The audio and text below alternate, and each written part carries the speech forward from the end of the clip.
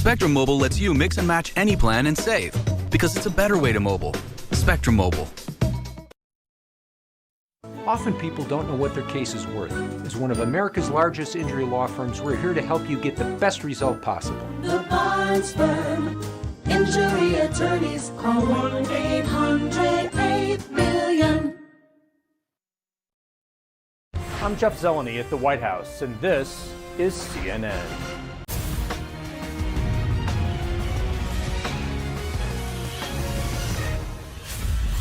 Hello, how are you? Good morning, afternoon, or evening. Welcome to the Situation Room, CNN's best political and geopolitical analysis program, broadcasting from our homes. Greets you, Isabella Quintero.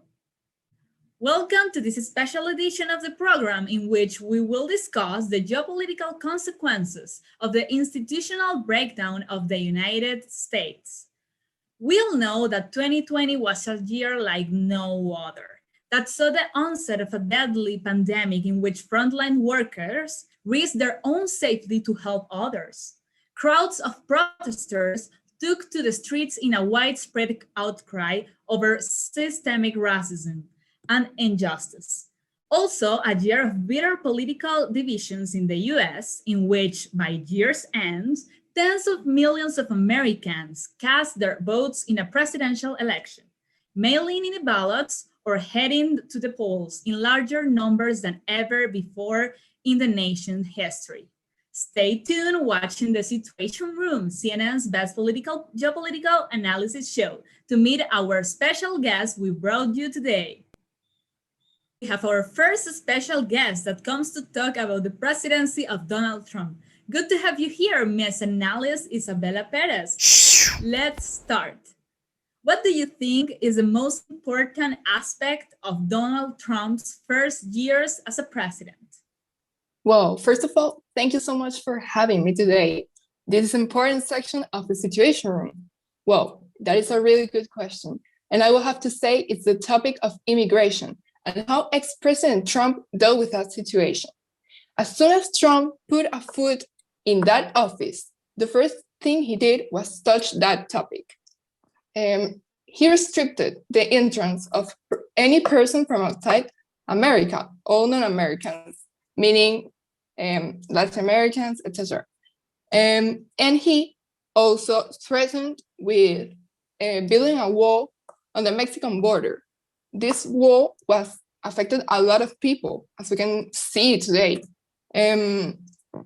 This wall caused also the separation of families, deportation of approximately 700,000 people in his first 3 years only. In my opinion, this is a terrible situation for the United States and also caused Trump to lose the trust and the vote of many Latino residents in the 2020 election. That's true, Miss Analysis. So, what other actions you think influenced the 2020 election voters into taking the decision of choosing President Joe Biden? Well, this is my opinion, okay? But I think there are some actions that didn't help Trump in any way in the election. Between these actions, I think the abolition of laws that protect the environment throughout his whole presidency and the withdrawal from the Paris Agreement in 2019. These were decisions that affect the whole planet, and we cannot ignore them because this is our only house. This is our only house, the planet. Okay.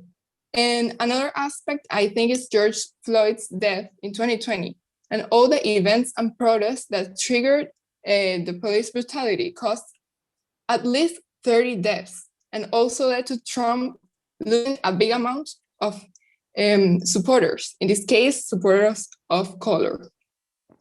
The coronavirus disease also let Trump lose, the coronavirus disease and the sanitary crisis revealed his irresponsible administration as well.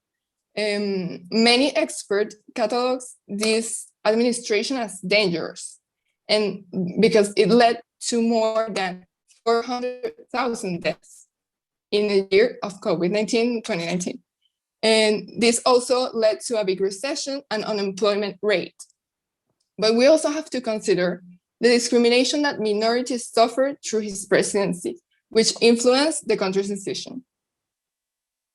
Okay, thank you. Well, now we have a question from the audience that says, was the economy something favorable or not during Donald Trump's period? Well, this is a really good question, but I really think that at the start of Trump's administration, he boosted the economy. Like, he did a really good job in this aspect.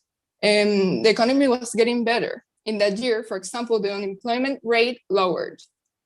But still, as I mentioned before, because of the pandemic, the economy worsened incredibly, with high unemployment rates not seen since the Great Depression, which were 14.7% for April. And it has gotten slightly better since the last month, which is now 7.9% in September. This was a big decisive factor for the electors, since Donald Trump assumed power with the promise of making the economy boost and progressively get better, which did not occur as a consequence of the devastating COVID-19 crisis. All right. So, Isabella, do you want to make any comments before going to the next section? Sure, of course. I think that ex-President Trump left a big mark during his time in office, obviously. We can all tell that. And even in his last days with the Capitol protest, many things mentioned will be passed to Joe Biden, and he will have to fix them, but he has to be intelligent with that. I will let the next guest talk about it better, because he, better than anyone else, knows that. Thank you so much for having me today. Thank you so much for taking the time and give us that complete explanation, Isa. Stay tuned watching the Situation Room, people, CNN's best political and geopolitical analysis show, to meet our next really important guest we are honored to share with today. I was hurt in a car accident. My attorney now with the Barnes firm, they got me $6 million. The Barnes firm. Injury attorneys, call 1-800-8-million. Democratic Socialists in Albany want to raise your taxes, hurting the middle class and working families. Incredibly, the state Senate is following their lead, letting Democratic Socialists call the shots, bankrupting our state and chasing families out of New York. There is a better way. President Biden has a plan to help New York without raising New York taxes. Tell your state senator to support the Biden plan. Tell them, don't raise our taxes. I'm Dr. Sanjay Gupta, and this is CNN. This is CNN Breaking News. And now we have a very special guest, Delaware Senator for 36 years, Vice President for another 8, and our President for the next 4 years, Joseph Robinette Biden Jr. Good to have you here, Mr. President. Good to be here with you, Isabella. You know, it's always good to be in the Situation Room. Let's get to it, Mr. President. The first event we want to ask you about, following up from our last segment, is the events of January 6th. That day, we saw you as then President-elect come out and give a strongly worded speech about the events that took place that day. My question is, almost 2 months to the day, what thoughts can you give us as Commander-in-Chief about the events of that day? Isabella, hear me out. There cannot be wiggle room when talking about this issue. It is a disgraceful, horrible event that showed folks democracy is fragile. I said it that day, and I really mean it. This was an attack on the citadel of democracy. So we need to understand that America is a beacon of democracy to the world, And how we are viewed through the world matters. It matters, Isabella. It matters, and it won't go too long. I don't want to go too long with my answer. But the point is, here's the deal. It was a terrible, terrible attack on democracy. And I guarantee you that a Biden Justice Department will prosecute everyone responsible for such hideous acts against our capital. So, do you think that there has been accountability for the acts of November 6th? I would say that accountability has to come. The fact of the matter is that we have a process, and I trust those processes. The FBI and other agencies are doing their own investigations, and I trust them with that task. Isabella, I'm not saying it won't be easy. It won't. But the task ahead, they're gonna do it. This is the United States of America. United.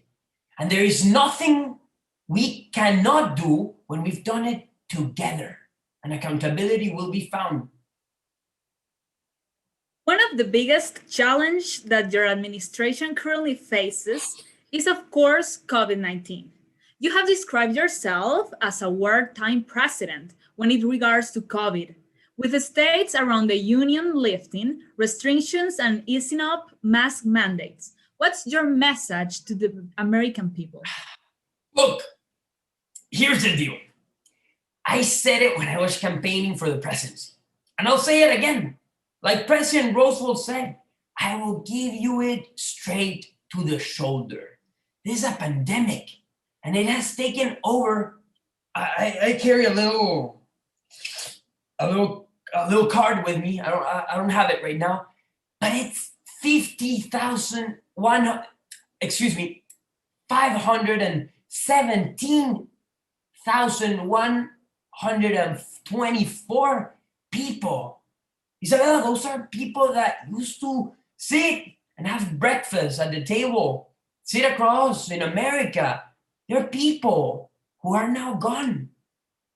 I got criticized by the media, by some factors of the media in these days, because I said, and I'm going to get in trouble for saying this, but that lifting these restrictions was Neanderthal thinking.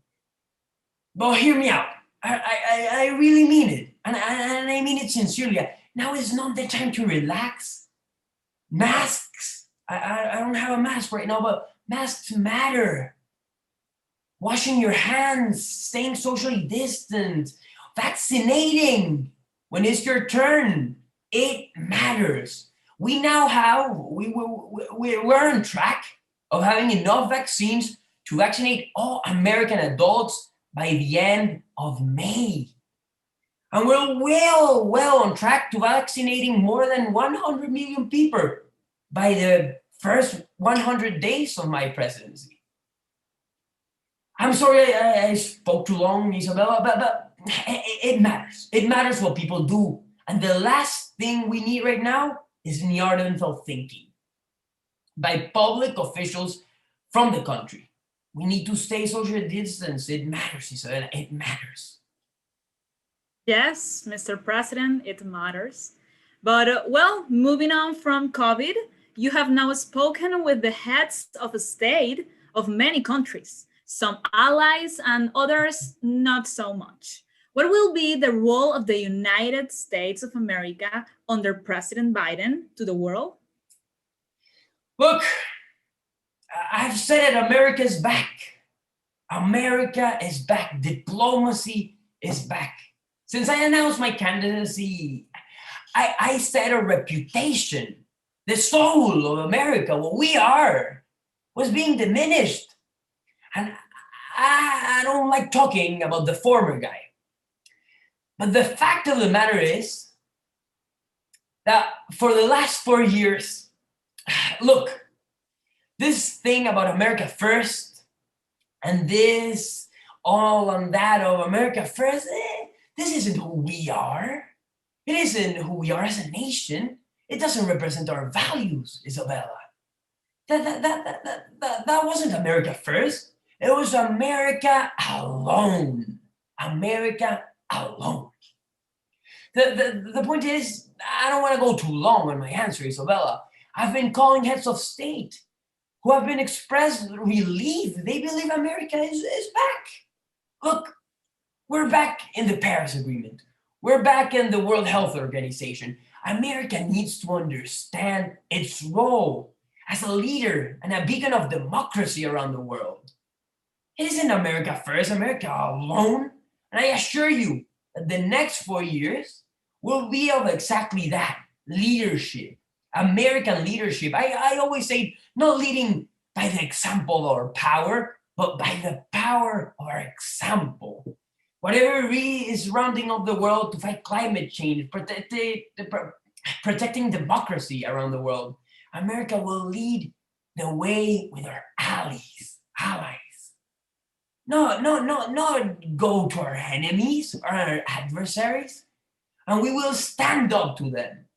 No fight and start wars, but we will stand up to them. We need to understand the critical role, Isabella, that America plays in the future of the world. Okay, interesting, Mr. President.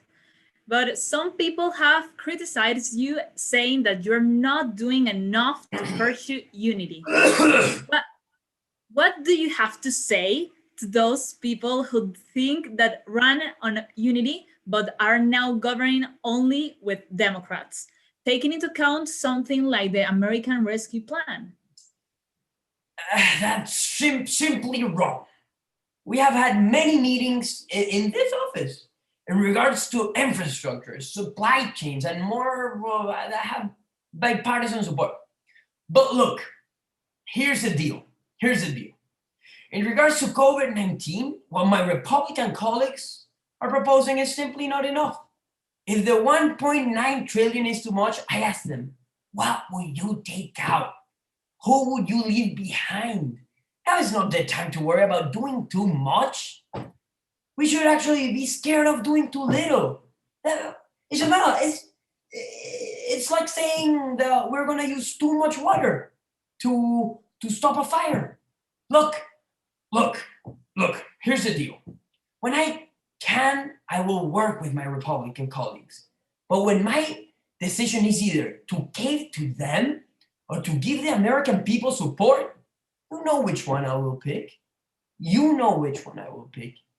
It's a bill that has bipartisan support. Maybe not in the Capitol Hill, but it has bipartisan support from the American people. Almost 40% of Republicans, more than half percent of independents. So here's the deal, Isabella. We cannot wait and cannot be afraid of using too much water to stop this fire, which is COVID-19. Right, Mr. President. Well, thank you for joining us in the Situation Room, Mr. President. Your success will be our country's success. Thank you. Hope to see you soon here, Isabella. We'll do this in the White House. God love you, Isabella. Keep doing what you're doing. Thank you, Mr. President. See you.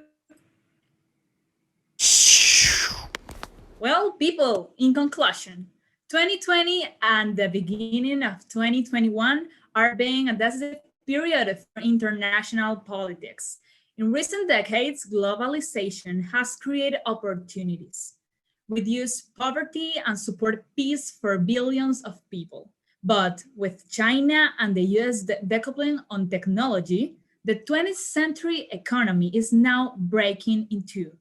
Developed world's countries have become toxically polarized. Climate change is a widely debated topic, and considering many other situations that we talked about and analyzed in this room today, we now ask you to leave your answer in the comments. Is a global crisis on the horizon? Thank you for joining us. Stay safe.